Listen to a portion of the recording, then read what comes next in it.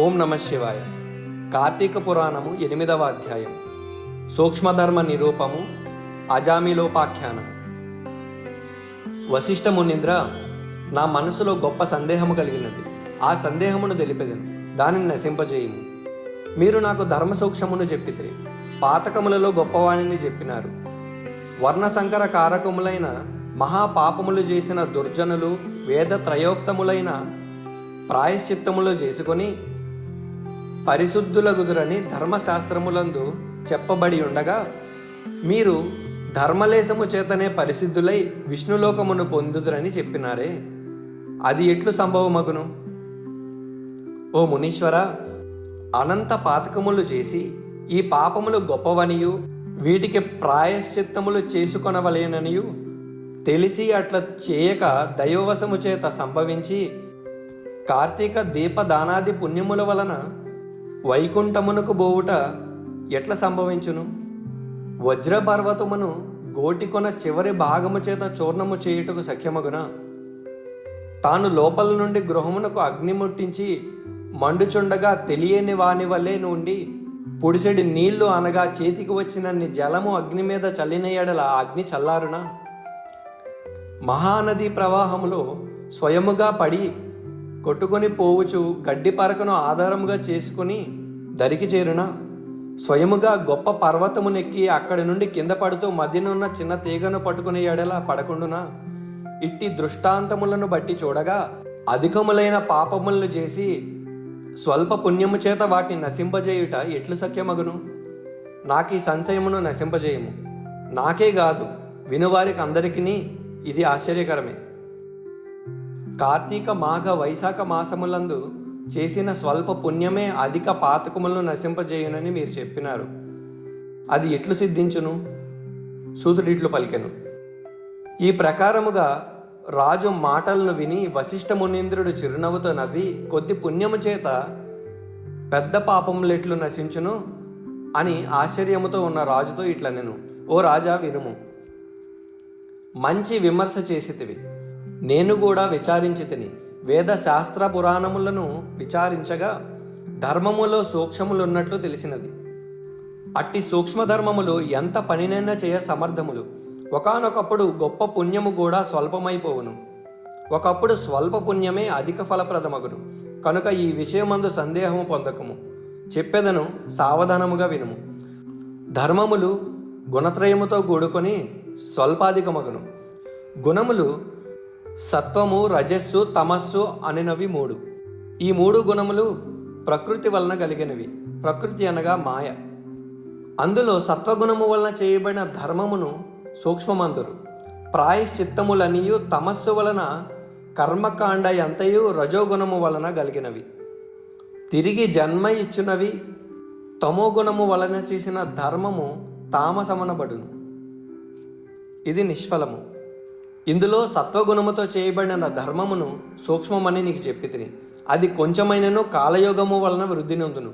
దేశమనగా పుణ్యక్షేత్రము, కాలమనగా పుణ్యకాలము, పాత్రమనగా యోగ్యుడైన బ్రాహ్మణుడు. ఈ 3 విధముల యోగ్యతను విచారించక విధిరహితముగాను మంత్రరహితముగాను చేయు దానాధికము తామసమనబడును. ఇది ఎంత గొప్పదైనను సర్వ పాపనాశన సామర్థ్యము గలది కాదు. ఓ జనక మహారాజా, దేశకాల పాత్రములను విచారించి చేసిన ధర్మము అక్షయమై మోక్షహేతువగును. ధర్మము అధికమో స్వల్పమో కాలమును బట్టి విచారించి నిశ్చయించవలెను. కర్మ పద్ధతి జ్ఞేయమనగా కర్మ సరణి ఇట్టిదని నిశ్చయించుటకు వీలు లేదని భావము. అట్లు దేశకాల విచారణ చేసిన ధర్మము వలన సుఖమును పొందుతురు. కాబట్టి జ్ఞానము చేత గాని అజ్ఞానము చేత గాని దేశకాల పాత్ర విచారణతో చేసిన శర్మయు అక్షయ ఫలము ఇచ్చును. అందుకు సందేహము లేదు. పర్వతము ఎత్తున కట్టెలను పేర్చి అందులో గురవింద గింజంత అగ్నిని ఉంచిన ఎడల ఆ కట్టెలనియు బూడిదేగును.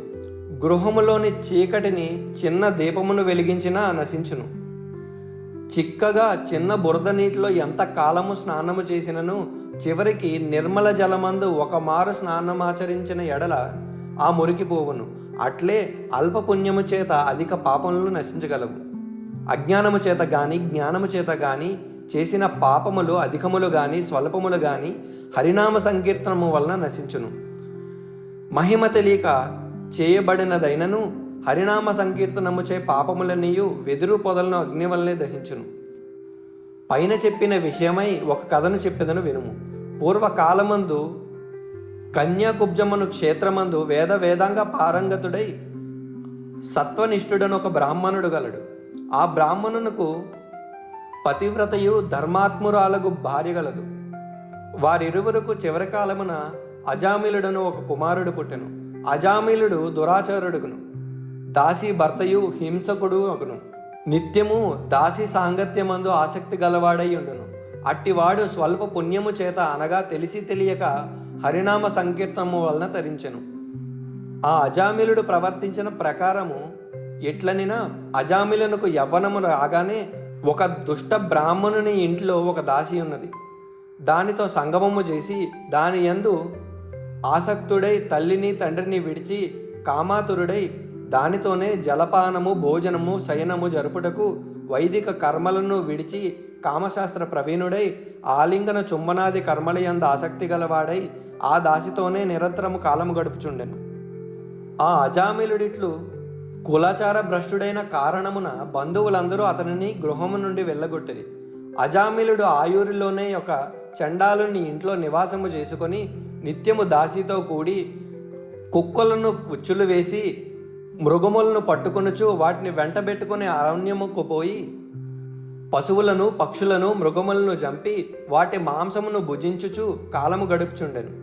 ఇట్లుండగా ఒకనాడు ఆ దాసి కళ్ళు ద్రావమును యాసతో తాటి చెట్టెక్కి కమ్మ విరిగి కింద పడి మృతి పొందెను. తరువాత అజామిలుడు భార్యను చూచి తన ప్రాణముల కంటే అధిక ప్రియమైనది కనుక చచ్చిన శవమును తన ముందు ఉంచుకొని వికలుడై బహు శోకించి తరువాత దానిని కొండ గుహయందు పారవేచి ఇంటికి పోయెను. తరువాత అజామిలుడు యవ్వనవంతురాలైన దాని కూతుర్ని చూచి పాపాత్ముడు గనుక తన పుత్రికయ్యను నీతిని విడిచి దానితో చిరకాలము సంభోగించి సుఖించెను. తరువాత అజామిలునకు ఆ కూతురు యందు కొందరు పుత్రులు కలిగి నశించిరి. అందులో చివరివాడు మాత్రము మిగిలి ఉండెను. వానికి నారాయణ అను నామకరణము చేసి అజామిలుడు నడుచున్నప్పుడు కూర్చున్నప్పుడును జనపాన కాలమందును భోజనము చేయనప్పుడును తిరుగుచున్నప్పుడును పుత్రపాసము చేత బద్ధుడై నిరంతరము ఆ నామమునే పలుకుచుండెను. తరువాత కొంతకాలమునకు అజామిలునకు మరణకాలము సమీపించగా అతనిని తీసుకుపోవుటకు ఎర్రని గడ్డములు మీసములు కలిగి చేతుల యందు దండములు రాళ్లను కత్తులతో ధరించి భయంకరులైన యమదూతలు వచ్చిరి. అజామిలుడు తనను తీసుకుని పోయి వచ్చిన యమదూతలను చూచి భయపడి పుత్రస్నేహము చేత దూరమందాటలోనున్న కుమారుని నారాయణ నారాయణ అని పిలిచెను. ఆ పిలిచినప్పుడు భయము చేత దీన స్వరముతో పెద్దగా ఓ నారాయణ అని పలుమార్లు పిలిచెను. రాజా, దైన్యముతో కూడి నారాయణ నామ సంకీర్తనమును మరణ కాలమందు అజామిలుడు చేయగా ఈ యమదూతలు ఆలోచించి దగ్గరకు రావెరిచి దూరముగా పోయి భయముతో నుండిరి. అంతలో తేజవంతులైన విష్ణుదూతలు వచ్చి యమదూతల్ని చూచి, ఓయి, ఈ అజామిలుడు మావాడు గాని మీవాడు కాడని పలికిరి. రాజా, ఆ విష్ణుదూతలు పద్మము వలె విశాలమైన నేత్రములు గలవారును పచ్చని పట్టుబట్లు ధరించిన వారును పద్మమాలాంకృతులను కిరీటవంతులను కుండలధారులను మంచి మాలికలు వస్త్రములు ఆభరణములు గలవారును 4 చేతులు గలవారును సుందర దేహులను శంఖ చక్రములను ధరించిన వారును తమ కాంతి చేత దేశమంతయు ప్రకాశింపజేయువారేనో అయి ఉండిరి. ఇట్లు విష్ణుదూతలను చూచి యమదూతలు ఇట్లనిరి, మీరు ఎవరు? కిన్నరుల, సిద్ధుల, చరణుల, దేవతల అని అడుగగా యమదూతలను ధిక్కరించి విష్ణుదూతలు అజామిలుని తమ పుష్పక విమానము నెక్కించుకొని తమ లోకమునకు తీసుకొని పోవుగలవారై ఇట్లు పలికెను. యమదూత విష్ణుదూత సంభాషణము 9వ అధ్యాయములో వస్తాయి. ఇంతటితో కార్తీక పురాణం 8వ అధ్యాయం సమాప్తము. ఓం నమః శివాయ.